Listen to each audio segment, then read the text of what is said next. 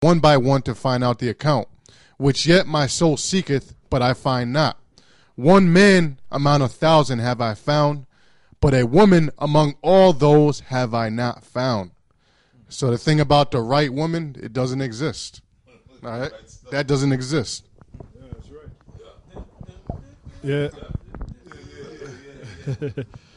I got a little information here.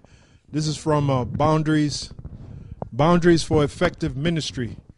It says the marriage license application removes God's authority from Christian marriage.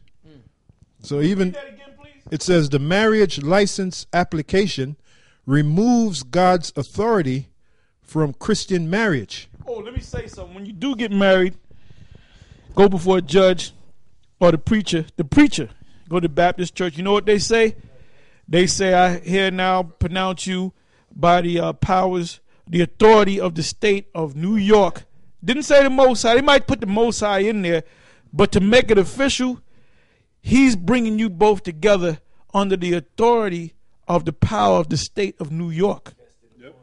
Vested upon him. That's why he has a 501c3. All right? The chancellor would love Nate. Remember, the state has proven there is no God. Well, he was one of the guys in the room. He was one of the guys that was around that table with the chancellor, Nate. That was you. And then another thing, like Elder Tahar said, when you get married, you got to get the marriage license. You have to pay for that. You got to pay for that. Oh, and you got to pay for it. You got to pay fees for it. Fee. Yep. And you got to take a blood test. Money. You got to give more money, man. And you got to take a blood test. And to show you that the Constitution, we're not under no Constitution.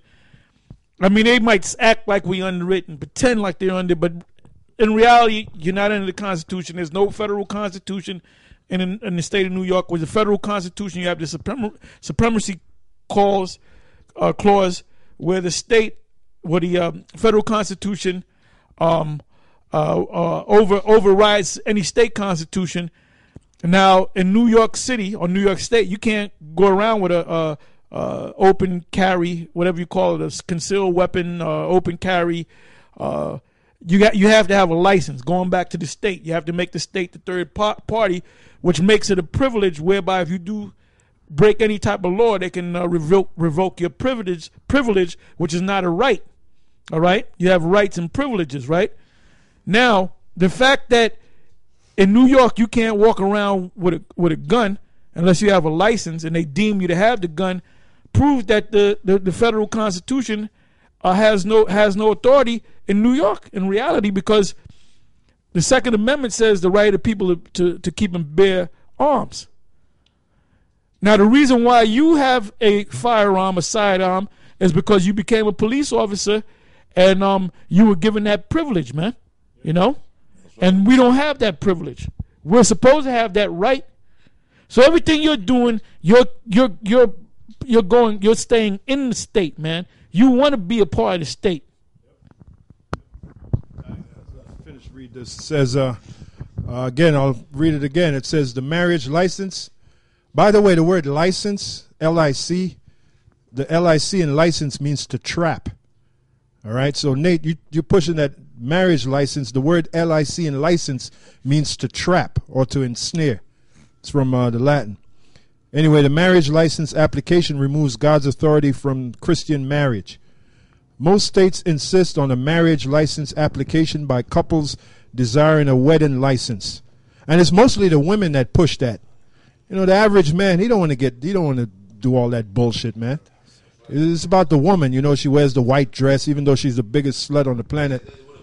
You know, she wears the white dress with the veil, and rice is being thrown at her when it should be rocks. It should be rocks being thrown at her. You know, rice is thrown at her, and she's all in the moment, and she's all caught up. That's her day. Yeah. But then she might be scheming on the best man. Yeah. And these relationships, man, you know what you goddamn fucking women do, man? Before you have the wedding, you have a bachelor party, and then you pay for strippers, male strippers, and you rubbing on the guy's balls. Yep. You black women do that. Yep. You white women do that. You Latin women do that. And then you gonna marry this hoe? The fuck's wrong with you, man? Yeah. Man, I would never get married, man. Yeah. I never get married, man. I never get married, man. Because you know what? First of all, man, I ain't gonna get married because all you women are fucking sluts any goddamn way. Yeah, they're all hoes. They showed you that in that movie, man, The Wolf of Wall Street. Oh yeah, all absolutely. a bunch of hoes, man. Nasty hoes. Hey, me and this brother, we went to this place. It was like a bar. This is a few years back up in New Haven, right? And we went down there into the basement where the bathroom is, because the bathrooms are in the basement. It's like a little swanky place. It's a nice little spot. You go because the bathrooms are downstairs. So I went down in the bathroom, go take a whiz. Came out the bathroom and there was like they got like a room, like a big size room, like a hall. There was a bunch of damn Edomite women, and them damn bitches pretty much they grabbed my. I said, "Yeah, you come here." They pretty much kidnapped my ass, man, and grabbed me up in the room, right? And they were having a bachelorette party, right? And they pulled me in the room. There was a whole bunch of damn women in the room, man, like 50 women, and there were nigger women in there. And Latin tribe women in there, because they were all friends of the bitch that was getting married. It was an Edomite bitch. They're like, yeah, we want you. Oh, yeah. And I came in, the women are the sluts, man. They basically wanted me to talk dirty to the fucking bitch that was getting married. No, in a foreign language. But the clown that married this bitch, he probably committed suicide. Yeah. And like going back to the Wolf of Wall Street, this bitch was popping 2 and 3 guys at a time. Yeah. And then the dude that was working in the firm, he wound up falling in love with the bitch and marrying her. And they show a picture of her with the white on. And he's all happy. And then this guy was narrating. He said, 3 years later, he was found dead with a self-inflicted gun wound to the head. And you see the guy laying there with blood all over the place. Yeah. And when I saw it, I said, good for that stupid motherfucker. So stupid. How could you be so stupid? Reading on, it says, the marriage license laws make a marriage legal in the state's eyes. And the state is having the last laugh when you go into that sucker's deal called marriage. They're having the last laugh.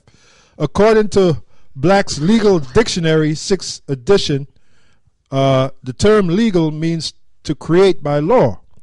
Making a marriage legal through a marriage license application is a couple's consent for the state to create the marriage. Now keep in mind, the state did not create marriage, all right? The Most High, Yahweh, created marriage. All right, the scripture said, what the Lord have joined together, let no man put asunder. The state did not create marriage. All right? Is a couple's consent for the state to create the marriage or bring it into existence. And you will be very surprised below when you read what the legal definition of a marriage license is. For Christians, this is both a logical and religious contradiction. Because in a Christian marriage, it is the two people freely consenting to take each other as spouses that creates the marriage. Yeah, because what does the word marriage mean? Joined together. How does a man and a woman be joined together? By the act of sex, not by the state or not by a piece of paper. I got a precept. This is Exodus 23 and 32. Thou shalt make no covenant with them, nor with their gods. So basically, what's a covenant? A covenant is an agreement. Contract, yep. And that's scripture. And let's go deeper. That's the law. That's the law. Yeah, so basically that covenant or that agreement that you make with them makes you basically a ward of the state. Now they could tell you what to do, where to go. Makes you basically a slave, you know? A ward is a slave. That's right. You know, so basically they'll tell you, you know, what you know, how you can run your marriage, you know, and what you could do within your marriage or what you can't do. And then, you know, when you're a part of the state, you know, you get all these, you got the social security number, the marriage certificate, you know, you get a marriage license. When you have children, you take them to whatever hospital and they give you a birth certificate. When you die, you get a death certificate. Now, when you receive a birth certificate for your child, when your child reaches a certain age, they got to go to the school system. What they teach you in the school system? That Johnny has 2 fathers, that Sally has 2 mothers. So they teach you homosexuality in the school system. That's just to name one thing of many wicked things that are contrary to the scriptures, man. So now, why would you, as Israelites, send your children to a public school system? All right, and if you spank your children and they deem it to be, you hit your child a little too hard, they can actually take your child, man. Why? Because they own the child. You gave the child over to them when you got a license for that child, man. You're just a custodial parent, but the real parents are the state.